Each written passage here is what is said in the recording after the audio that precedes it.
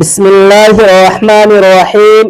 شب برات کی نماز کتنی رکعت پڑھیں اور نیت کیسے کریں؟ ناظرین، اکثر لوگ اس مبارک رات میں نماز پڑھتے تو ہیں لیکن ان سے چند ایسی غلطیاں سرزد ہوتی ہیں جن کی اصلاح انتہائی ضروری ہے۔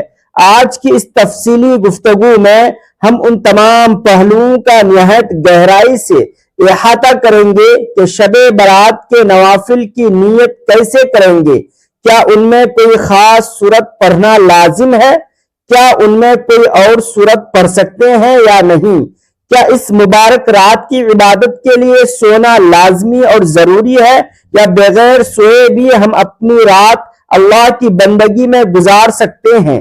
شب برات کی نماز کا کب وقت شروع ہوتا ہے اور کب تک رہتا ہے؟ اس کا سب سے افضل وقت کون سا ہے اور اس رات کی کتنی رکعتیں ادا کی جا سکتی ہیں؟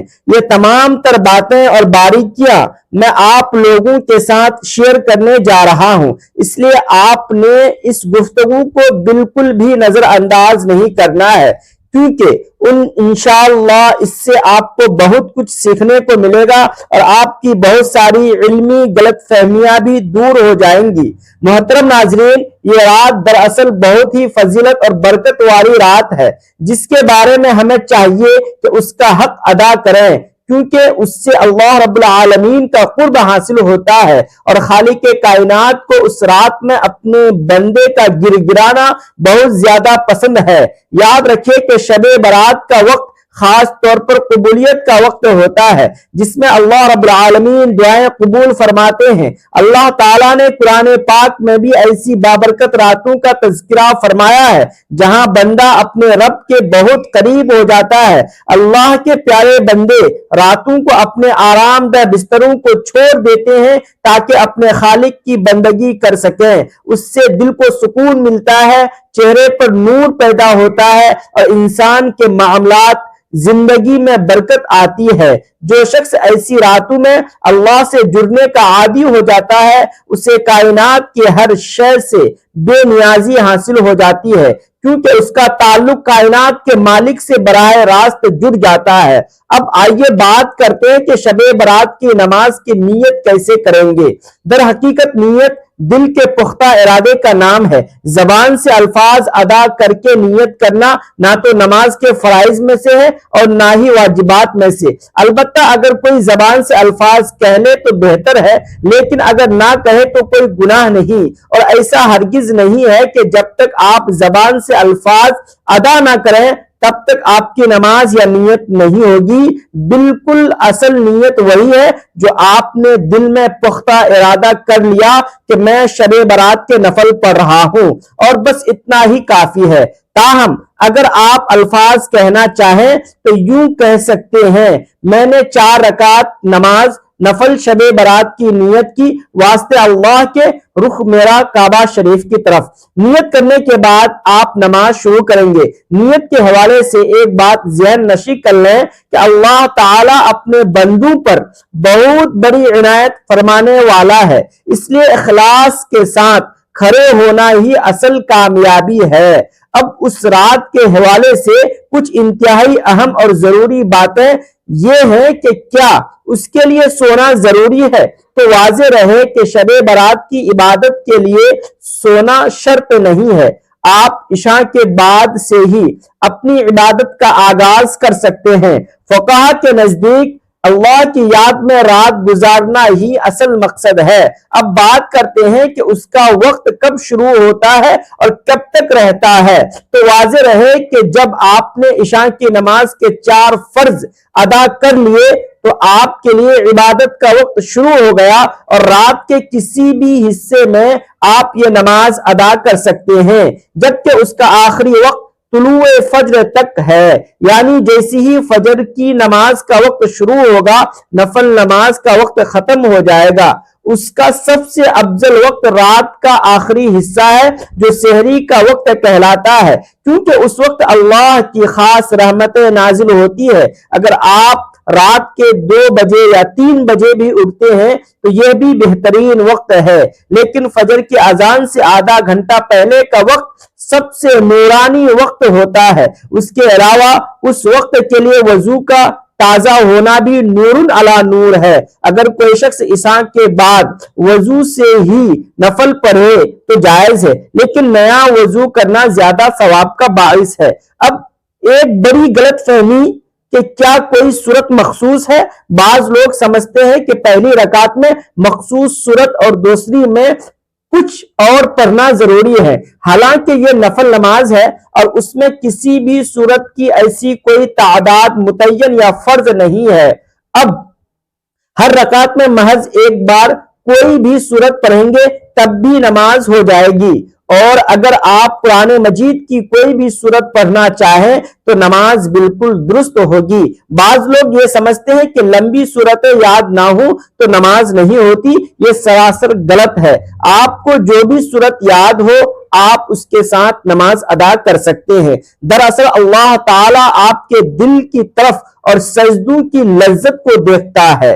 सूरतों की लंबाई नफल नमाज में फर्ज नहीं है। हाँ, अगर किसी को कुरान पाक ज्यादा याद हो तो वह लंबी किरात करे, क्योंकि नफल नमाज में क़ियाम जितना लंबा होगा अज्र उतना ही ज्यादा मिलेगा। उन नवाफिल को इनफरादी तौर पर पढ़ना ज्यादा अफजल है, ताकि बंदे और रब के दरमियान राज व नियाज का पर्दा कायम रहे। घर में नफल नमाजें अदा करने से बरकत आती है, शैतान भाग जाता है और घर वालों में दीन की रगबत पैदा होती है। खवातीन भी इस नमाज का खास एहतमाम कर सकती हैं। उनके लिए भी वही फजीलत है जो मर्दों के लिए है। नमाज अदा करने का तरीका यह है कि पहले दिल में पुख्ता नियत करें, फिर तकबीरे तहरीमा कहकर नमाज शुरू करें। यहाँ पर यह बात निहायत अहम है कि तकबीरे तहरीमा और क़िरात में इतनी आवाज जरूर होनी चाहिए कि अगर शोर ना हो तो आपकी आवाज आपके अपने कानों तक पहुंच जाए। बहुत से लोग सिर्फ दिल ही दिल में पढ़ते हैं और उनके होंठ हरकत नहीं करते, तो याद रखिए कि इस तरह नमाज नहीं होती, क्योंकि अल्फाज की अदायगी जरूरी है। नमाज के दिगर अरकान जैसे रुकू, सुजूद और कादा बिल्कुल उसी तरह होंगे जैसे आप आम नमाजें पढ़ते हैं। सजदे में लंबी दुआएं करना और गिड़गिड़ा कर अल्लाह से मांगना उन रातों की खास रूह है। अपने गुनाहों की माफी मांगे, अपने रिस्क की तंगी दूर करने की दुआ करें और उम्मत मुस्लिमा की खैर व आफियत की दुआ करें। आप अपनी मादरी जबान में भी अल्लाह ताला से बातें कर सकते हैं। अल्लाह ताला तो दिलों के भेद जानता है और जबान से ज्यादा दिल की आवाज सुनता है। अगर आपके पास वक्त हो तो नमाज के बाद तस्बीहात फातिमी का विर्द करें और कसरत से दरूद शरीफ पढ़ें। उससे आपकी दुआ की कबूलियत के इम्कानात मजीद बढ़ जाते हैं। उस वक्त की खामोशी इंसान को अपने नफ्स का मुहासबा करने का मौका देती है। दिन भर की मसरूफियत में इंसान अक्सर अल्लाह ताला को भूल जाता है, लेकिन यह वक्त सिर्फ और सिर्फ अल्लाह के लिए मखसूस होता है। उलमाए किराम फरमाते हैं कि ऐसी रातों की इबादतों से इंसान की दुआ में वह ताकत पैदा होती है जो तकदीर बदलने की सलाहियत रखती है। अगर आप किसी बड़ी परेशानी में मुब्तला हैं या किसी ऐसी हाजत है जो पूरी नहीं हो रही, तो अल्लाह ताला के सामने रोकर मांगे, क्योंकि सेहरी की पुकार कभी खाली नहीं होती। शबे बरात की जो रात है उस रात में हमने इबादत की कसरत करनी है, क़याम करना है। जिस तरह के हदीस में आया है कि क़याम करो, और क़याम यानी आप नवाफिल की कसरत करें। अगर आपकी नमाजें क़ज़ा हैं तो आप अपनी क़ज़ा नमाजें अदा करें। मकसद उस रात में क़याम करना है, नवाफिल पढ़ने हैं। बिल्कुल आप पढ़ें, जितनी मर्जी रकातें आप पढ़ना चाहते हैं पढ़ सकते हैं। पूरी रात आप क़याम करें या फिर कुछ देर आप तिलावत करें, लेकिन जो खास 4 रकात नमाज में आप लोगों को बताने जा रहा हूं ये आपने मिस नहीं करनी। वो कौन सी है, वो 4 रकात कब पढ़नी है और किस वक्त हमने ادا کرنی ہے، ان کے پڑھنے کا کیا طریقہ ہے، اس کی فضیلت کیا ہے، یہ جان کر آپ حیران ہو جائیں گے۔